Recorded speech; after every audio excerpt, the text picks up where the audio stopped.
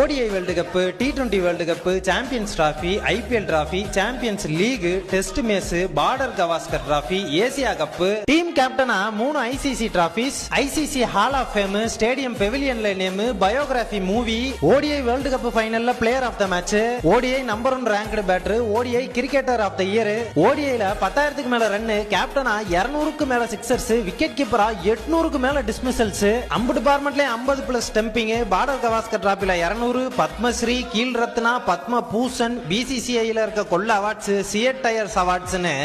இதுல எதவாச்சும் 1-2 பண்ணாலே பெரிய சாதனையாளரா. ஆனா அது அம்புட்டையும் அசால்ட்டா பண்ண ஒரே ஆளு